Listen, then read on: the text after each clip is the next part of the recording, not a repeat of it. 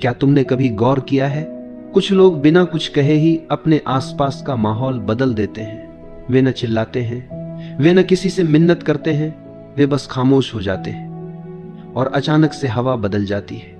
लोग बेचैन हो जाते हैं, लोग उन्हें खोजने लगते हैं और जो लोग हमेशा सोचते थे कि वे उन्हें बहुत अच्छी तरह से जानते हैं, अचानक समझते हैं कि दरअसल वे उनके बारे में कुछ भी नहीं जानते।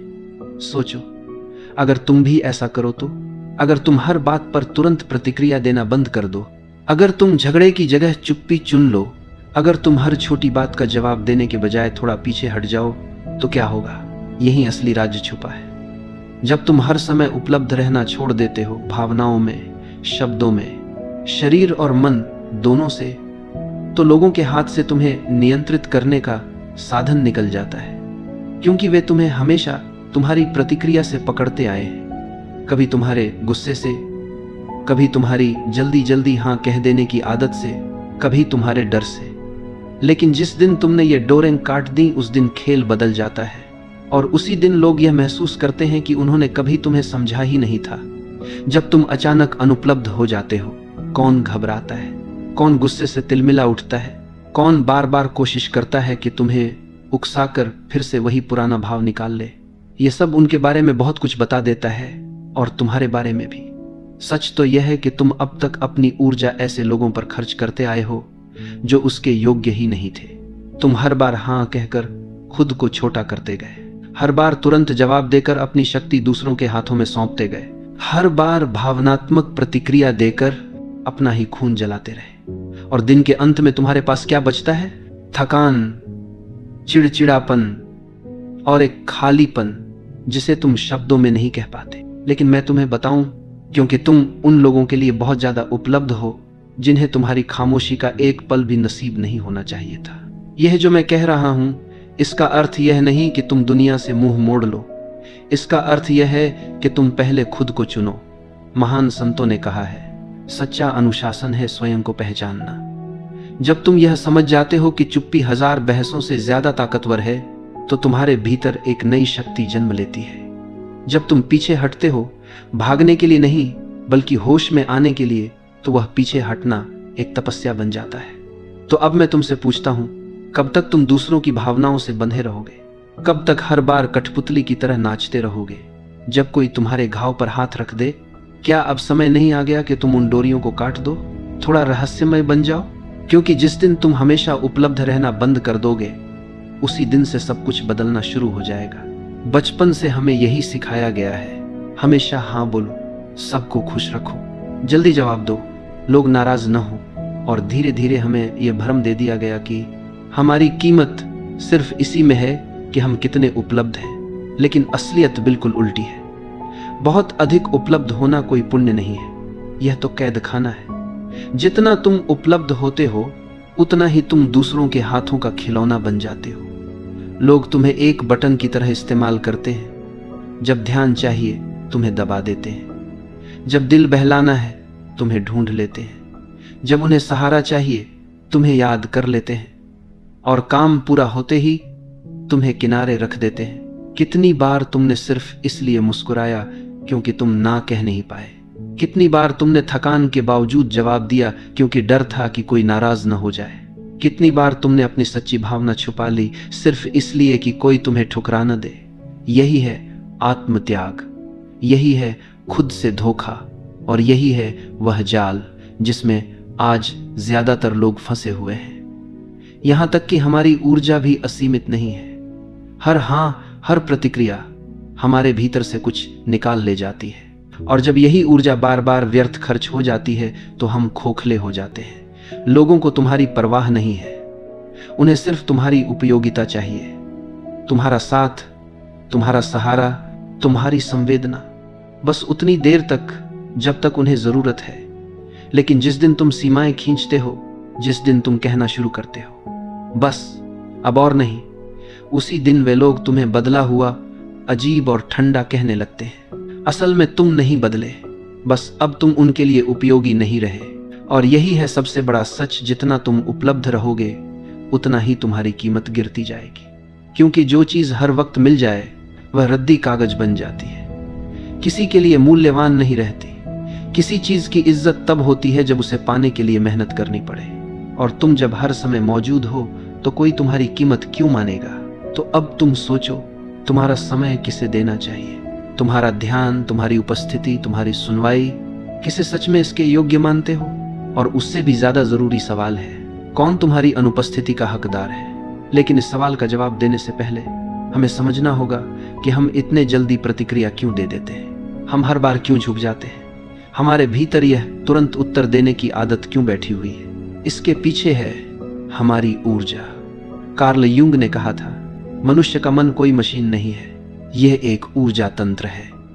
हर विचार, हर भावना, हर प्रतिक्रिया हमारी आंतरिक ऊर्जा का एक हिस्सा खा जाती है। अब सवाल यह है, क्या तुम तय करते हो कि तुम्हारी ऊर्जा कहाँ खर्च हो, या फिर दुनिया तय कर लेती है?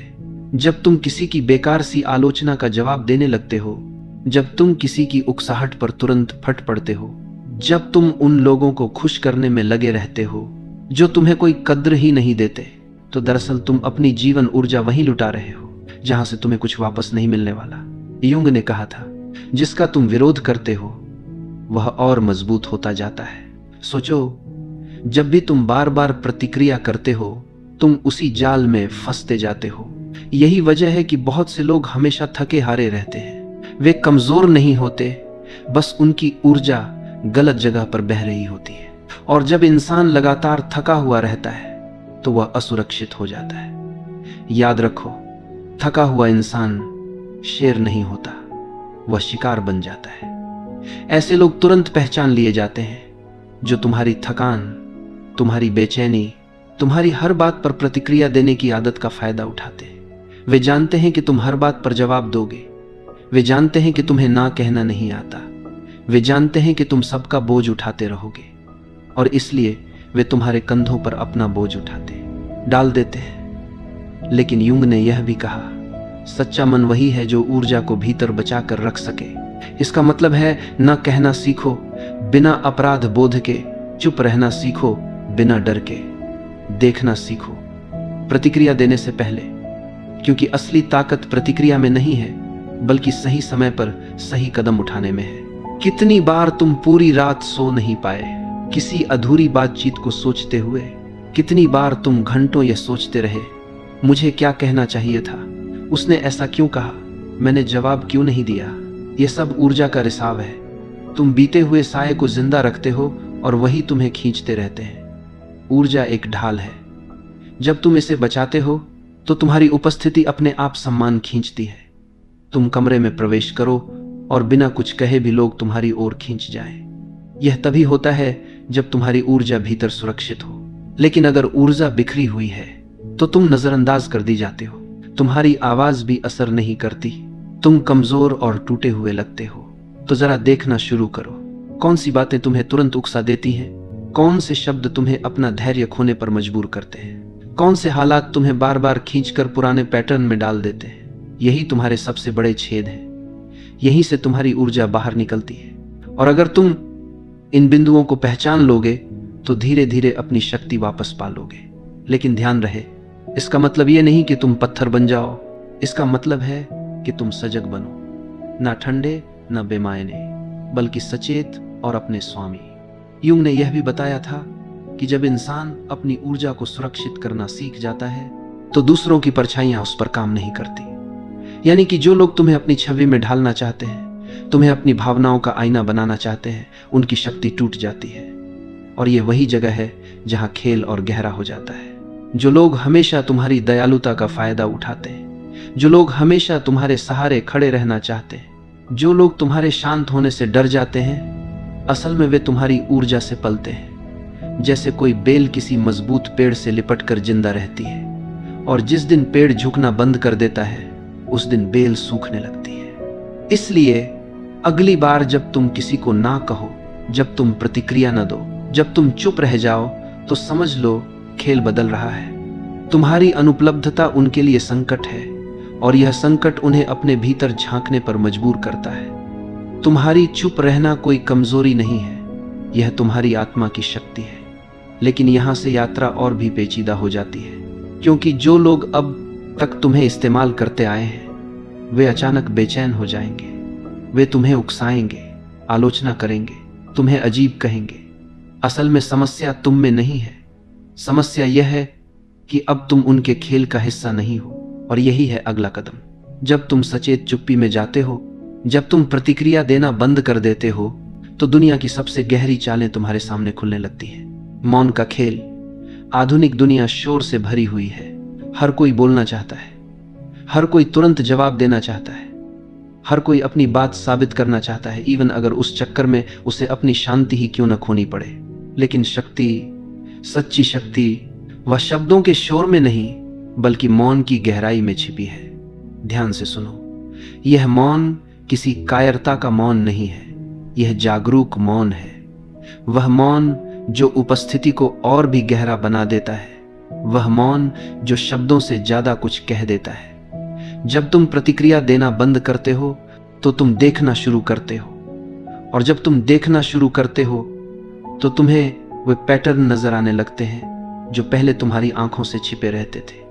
कितनी ही बार तुम देखते हो, वही लोग, वही स्थितियां, वही खेल बार बार दोहराए जाते हैं। मौन में बैठकर यह सब साफ हो जाता है, और जब साफ दिखने लगता है तो तुम्हारे भीतर जागरूकता पैदा होती है। यह जागरूकता खतरनाक है उन लोगों के लिए जो तुम्हें नियंत्रित करना चाहते हैं, क्योंकि जिस दिन तुम देखना सीख जाते हो उस दिन उनका खेल बेकार हो जाता है। तुमने ध्यान दिया होगा, कुछ लोग बेकरार हो जाते हैं जब तुम जवाब नहीं देते, जब तुम सफाई नहीं देते, जब तुम अचानक खामोश हो जाते हो। यह उनकी याद नहीं होती, यह उनका डर होता है, क्योंकि तुम्हारा मौन उनकी कहानी को छीन लेता है। जब तक तुम बोलते रहते हो तुम खेल में फंसे रहते हो, लेकिन जिस दिन तुम चुप हो जाते हो तुम नियम बदल देते हो। और यह असंतुलन उन लोगों को पागल कर देता है जो तुम्हारी हर प्रतिक्रिया पर जीते आए थे। समझ लो, सच्चा मौन आवाज की कमी नहीं है, सच्चा मौन है अपनी ऊर्जा पर अधिकार। यह है वह चुनाव कि किस युद्ध में उतरना है और किस युद्ध को छोड़ देना है। व्यक्ति बनने के लिए दूरी चाहिए, क्योंकि सिर्फ मौन में ही तुम अपनी आवाज सुन सकते हो, दुनिया के शोर से मुक्त होकर। लेकिन इस मौन की भी एक कीमत है। कुछ लोग तुमसे दूर हो जाएंगे, कुछ कहेंगे तुम ठंडे हो, अजीब हो, कुछ कहेंगे तुम घमंडी हो, पर सच यह है कि वे लोग कभी तुम्हें समझना चाहते ही नहीं थे। वे तुम्हें सिर्फ अपनी जरूरतों की नजर से देखते थे। और जब तुम मौन चुनते हो, जब तुम उपलब्ध नहीं रहते, तो वे तुम्हें खोने लगते हैं। लेकिन सुनो, तुम दूसरों को नहीं खो रहे, तुम खुद को पा रहे हो धीरे धीरे। यह मौन तुम्हें भीतर से गढ़ता है, तुम्हारी थकी हुई ऊर्जा लौट आती है, तुम्हारा असली चेहरा उभरने लगता है, तुम्हारा केंद्र तुम्हारे भीतर मजबूत होने लगता है। और फिर तुम देखते हो, जिन रिश्तों में सिर्फ नाटक था वे गिरने लगते हैं, जिन जगहों में सिर्फ शोर था वहां से दूरी बनने लगती है। हाँ, यह दर्द भी देता है। तुम्हें लगेगा तुम अकेले हो गए हो, तुम्हें लगेगा तुम गलत हो, तुम्हें लगेगा सब बदल गया। लेकिन ध्यान रहे, यह दर्द जन्म का दर्द है। यह अकेलापन कमजोरी नहीं है, यह अकेलापन शक्ति है।